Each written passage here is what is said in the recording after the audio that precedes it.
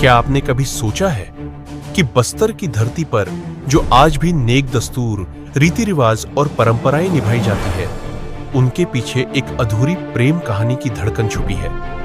छत्तीसगढ़ राज्य का बस्तर संभाग, घने जंगल, अद्भुत प्राकृतिक सौंदर्य, आदिवासी संस्कृति की आत्मा और कभी नक्सल माओवादी संगठन के गढ़ के नाम से पहचाना जाने वाला यह इलाका अपने भीतर एक ऐसी प्रेम कथा समेटे हुए है जिसने पूरे बस्तर की परंपराओं को जन्म दिया।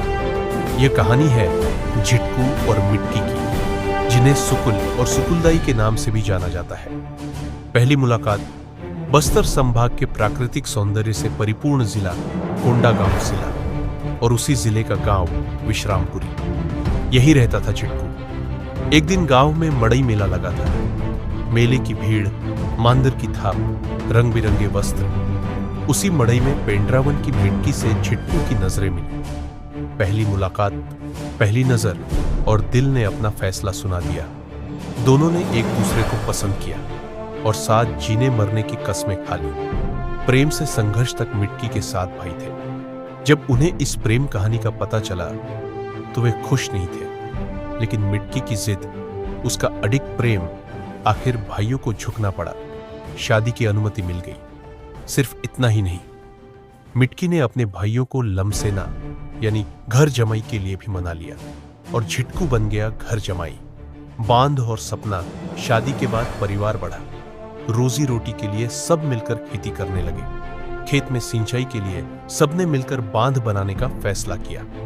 आधा बांध बन गया, लेकिन मेढ़ पूरा नहीं बन पा रहा था। एक रात मिटकी के एक भाई को सपना आया, जब तक नरबली नहीं दी जाएगी बांध पूरा नहीं होगा। सपने को नजरअंदाज किया गया।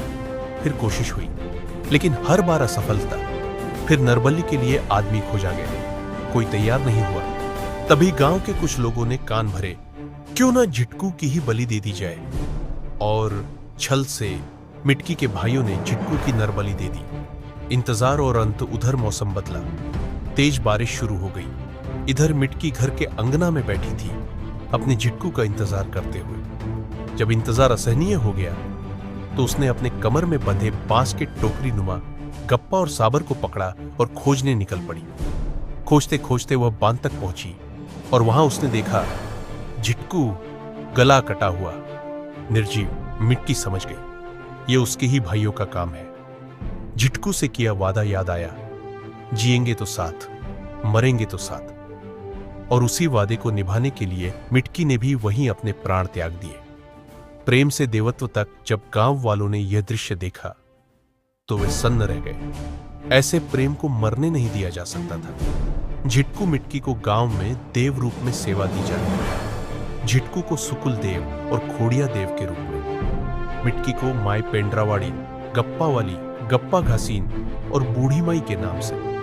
आज भी पेंड्रावन और विश्रामपुरी में मड़ई मेला आयोजित होता है। गरियाबंद जिले के पेंड्रा गांव में माई पेंड्रा रानी के नाम से सेवा दी जाती है। घर के कोठा जहां गाय बैल रखे जाते हैं, वहां खोड़िया देव की अर्जी लगाई जाती है। डोकरा कला और पहचान झिटकू मिट्टी की मूर्तियां आज भी डोकरा कला से बनाई जाती है।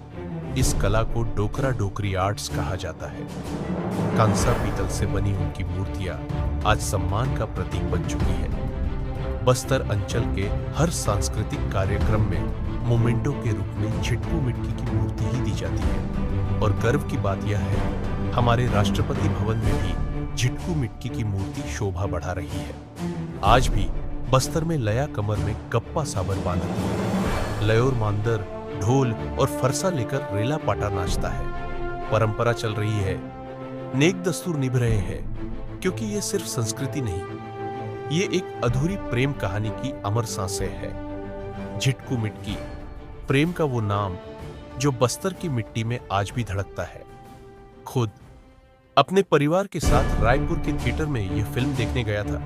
जब पर्दे पर बस्तर दिखा, हमारी वेशभूषा दिखी, हमारे गीत बजे, तो सच कहूं मेरी आंखें नम हो गई। गर्व भी था, दर्द भी था। गर्व इसलिए कि हमारी मिट्टी बड़े पर्दे पर थी, और दर्द इसलिए कि पूरा थिएटर भरा नहीं था। हमारी बस्तर की कहानी थी, लेकिन बस्तर के लोग ही कम थे। मैं सोच रहा था जब किसी और की प्रेम कहानी पर लोग सिनेमा हॉल भर देते हैं तो अपनी धरती की अमर गाथा देखने को नहीं आते। क्या हम खुद अपनी कहानियों की कदर नहीं करते? अगर हम ही नहीं देखेंगे तो दुनिया क्यों देखेगी? कभी आपने गौर किया है, जब फिल्मों में आदिवासी वेशभूषा दिखाई जाती है, जब हमारी मांदर की थाप पर गाने बनाए जाते हैं, जब हमारी कला संस्कृति को बड़े पर्दे पर सजाया जाता है, तो लोग तालियां बजाते हैं। लेकिन जब बस्तर की असली प्रेम कहानी झिटकू मिटकी जैसी अमर गाथा सामने आती है, तो लोग उसे सिर्फ जंगल प्रेम कहानी कहकर आगे बढ़ जाते हैं। क्यों? हमारी पहचान सिर्फ पृष्ठभूमि। फिल्मों में आदिवासी कपड़े पहन लिए जाते हैं, माथे पर पंख लगा लिया जाता है, हाथ में फरसा पकड़ लिया जाता है, मांदर बजा दिया जाता है। लेकिन क्या कभी किसी बड़े फिल्मकार ने बस्तर की असली धरती पर खड़े होकर एक आदिवासी नायक की कहानी दिखाई? हमारी वेशभूषा चलती है, हमारे गीत चलते हैं, हमारा नृत्य चलता है, लेकिन हमारी आत्मा, हमारा संघर्ष, हमारा प्रेम, वो क्यों नहीं चलता?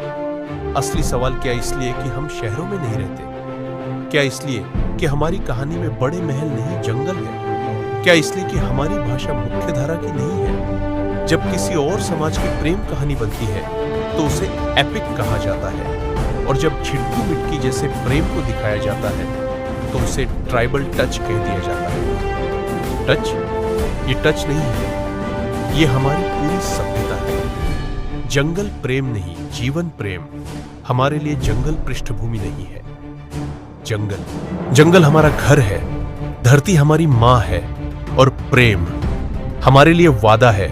जिएंगे तो साथ, मरेंगे तो साथ। झिटकू मिटकी ने इसे निभाया, बलि, छल, त्याग सब सहा और देव बन गए। लेकिन सिनेमा हॉल में लोग क्यों नहीं गए? क्योंकि उन्हें सिखाया नहीं गया कि आदिवासी भी नायक हो सकता है। असली बदलाव कहां से आएगा? जब तक हम खुद अपनी कहानियां नहीं सुनाएंगे, तब तक कोई और हमें सिर्फ बैकग्राउंड बनाकर ही दिखाएगा। बस्तर सिर्फ खबरों में नक्सल के लिए नहीं है, बस्तर प्रेम के लिए भी है, संस्कृति के लिए है, बलिदान के लिए है। और जिस दिन लोग समझ जाएंगे कि आदिवासी कहानी भी भारत की कहानी है, उस दिन सिनेमा हॉल भी भरे होंगे। हमारी वेशभूषा मत पहनिए, हमारी कहानी देखिए। हमारे गीत मत गाइए, हमारे नायक को पहचानिए। क्योंकि जंगल प्रेम नहीं है, जंगल सभ्यता है, और बस्तर की कहानी भारत की आत्मा की कहानी है।